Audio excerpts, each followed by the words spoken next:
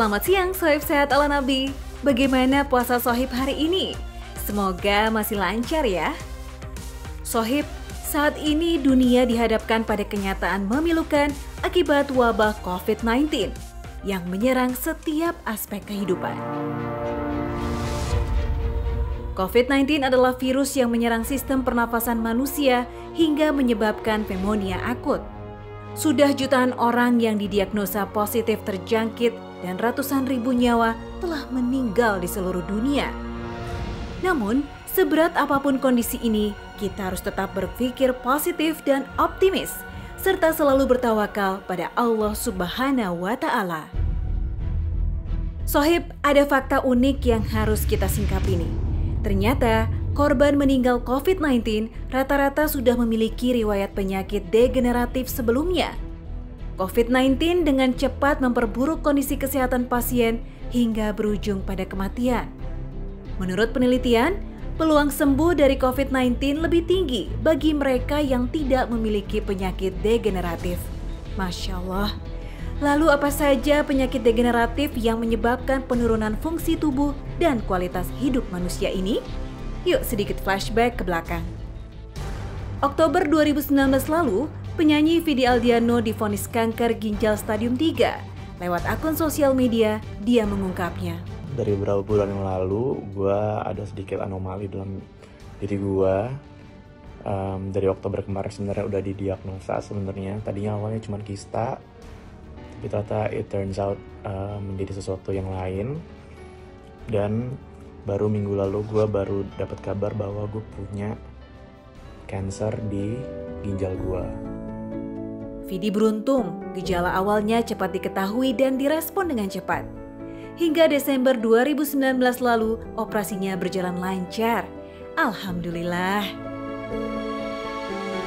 Sayangnya, banyak penderita kanker yang baru menyadari saat stadiumnya sudah di fase tinggi, sehingga sangat sulit untuk disembuhkan.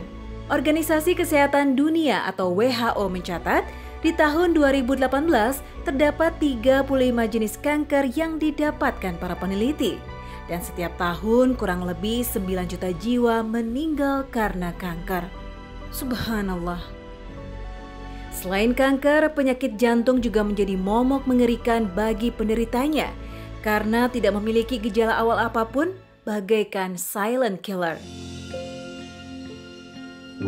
Masih segar dalam ingatan kita kematian mendadak Ashraf Sinclair yang nyaris tanpa gejala. Suami Bunga Citra Lestari ini didiagnosa mengalami serangan jantung walau dikenal sebagai sosok yang menerapkan pola hidup sehat. Serangan biasa terjadi karena jantung mengalami gangguan pada kinerjanya sebagai pemompa darah ke seluruh tubuh. Penyebabnya bisa karena cacat bawaan lahir atau pola hidup.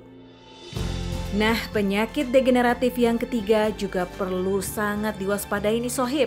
Sifatnya yang pelan-pelan merusak seringkali membuat penderitanya terlena. Ialah diabetes mellitus atau penyakit gula. Penyakit ini terjadi saat kadar glukosa di dalam darah sangat tinggi karena tubuh tidak dapat melepaskan atau menggunakan insulin. Walau tak langsung membunuh, diabetes membuat organ-organ di dalam tubuh menjadi rusak secara bertahap. Jika sudah terkena, maka penderita diabetes harus menjalani pengobatan rutin seumur hidupnya, mulai dari pengecekan darah hingga suntik insulin. Hal inilah yang menurunkan kualitas hidup penderitanya. Sehingga di zaman dulu kecenderungan mereka tidak seperti sekarang penyakitnya banyak degeneratif. Itu poinnya. Berarti sebenarnya bukan masalah zaman dulu sama zaman sekarang, tapi masalahnya kebiasaannya kita. Nah, ternyata banyak yang harus kita waspadai ya Sohib. Lalu bagaimana ya kita menyikapinya? Yuk kita tengok kembali diri kita masing-masing. Sudahkah kita menerapkan pola hidup sehat? Seberapa baik perlakuan kita terhadap tubuh kita? Kebutuhan sel kita itu apa? Salah satunya adalah asam amino. Asam amino artinya tubuh manusia kalau kita bongkar, maka isinya lah asam amino yang menjadi bahan baku gen tadi. Nah pertanyaannya, sudahkah kita mengasup asam amino tadi? Masalahnya sekarang banyak orang tidak lagi mengasup asam amino. Orang tidak lagi banyak makan sayur, tidak lagi banyak makan buah, tidak minum air yang cukup, tidak puasa, tidak olahraga segala macam. Akhirnya apa? Kegemukan akibat dari lemak. Jadi kalau lihat di sini berarti, maka nanti kalau sudah lemak, ujung-ujungnya penyakitnya apa? Kalau nggak kardiovaskuler sebagian besar, stroke, penyakit jantung segala macam, atau penyakit-penyakit yang hubungan nanti sama pencernaan. Dan memang dua penyakit itu yang terjadi zaman sekarang. Diabetes, ya ginjal, penyakit jantung seperti itu yang menjadi kayak sarapan kita pagi siang malamnya gimana mau sehat. Tuh kan Sohib, janganlah menzolimi tubuh kita. Pernah mendengar istilah you are what you eat? Nah, Anda adalah apa yang Anda makan. Keadaan Sohib saat ini adalah akibat atau hasil dari apa yang Sohib makan. Baik buruknya Sohib bergantung dari apa yang Sohib makan. Urusan makan memang erat kaitannya dengan selera ya Sohib. Tapi jangan sampai ya kita menjadi budak nafsu. Kita harus benar-benar memperhatikan asupan yang masuk ke tubuh kita. Allah sudah menganugerahi tubuh terbaik yang kita miliki saat ini. Sayang kan kalau jadi rusak hanya karena kita tidak menjaga pola makan. Kalau sudah sakit, siapa coba yang repot? Tentu kita sendiri kan? Lalu kita harus bagaimana nih selanjutnya? Sel kita tuh ada makanan mereka tuh salah satunya asam amino. Nah sekarang kalau makanannya tidak diberikan asam amino, dia suka-sukanya dia aja. Lemak yang tidak baik, makanan olahan, kemudian bahan-bahan tambahan sintetik segala macam, pikiran yang bermasalah juga. Akhirnya pas sel itu tumbuh berkembang suka-sukanya dia aja. Terus apa yang kita kerjakan sebagai mungkin kita seorang mukmin atau seorang muslim untuk mengatasi itu semua. Satu yang kita kerjakan pertama kali, bertaubatlah sebelum berobat. Terlalu banyak kezoliman dikerjakan, zaman lu nggak ada kanker. Karena makanan mereka cenderung, ya pikiran mereka, hati mereka, iman mereka relatif terjaga.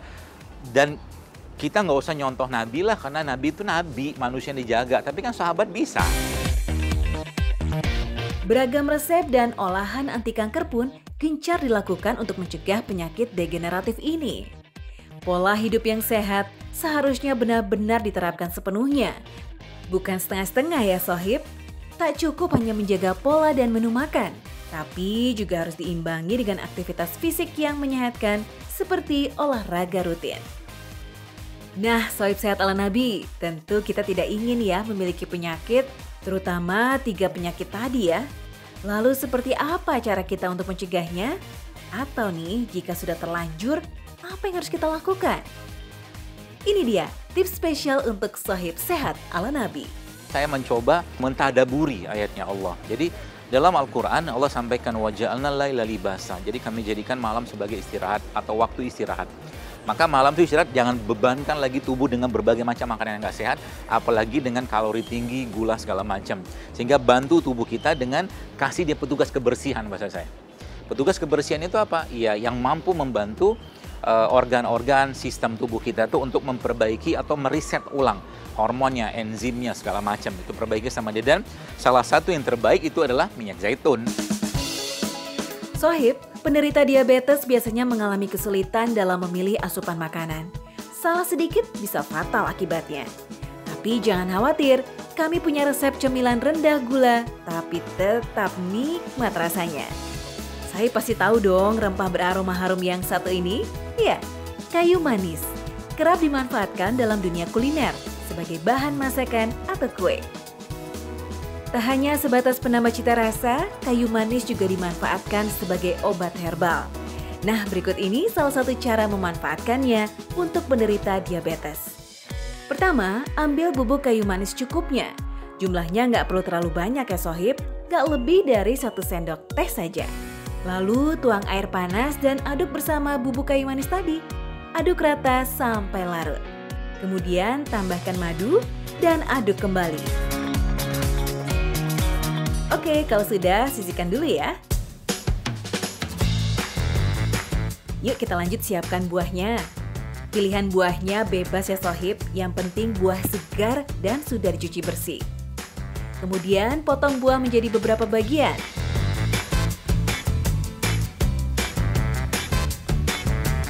Kalau buah seperti jeruk sih tinggal dikupas saja ya. Sip, sudah siap semua bahannya. Lanjut. Ambil 1 lembar roti tawar, lalu olesi seluruh permukaannya dengan madu yang sudah dicampur kayu manis. Setelah itu, susun potongan buahnya di atas roti.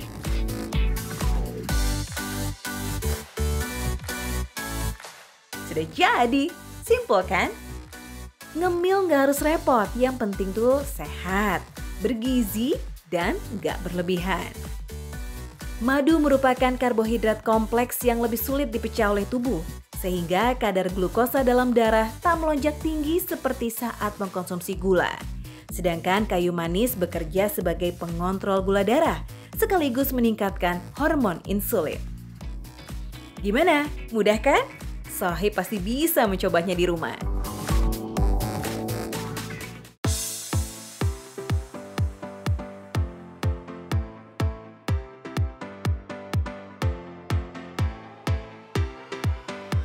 Salah satu pintu lemahnya iman adalah terlalu banyak makan.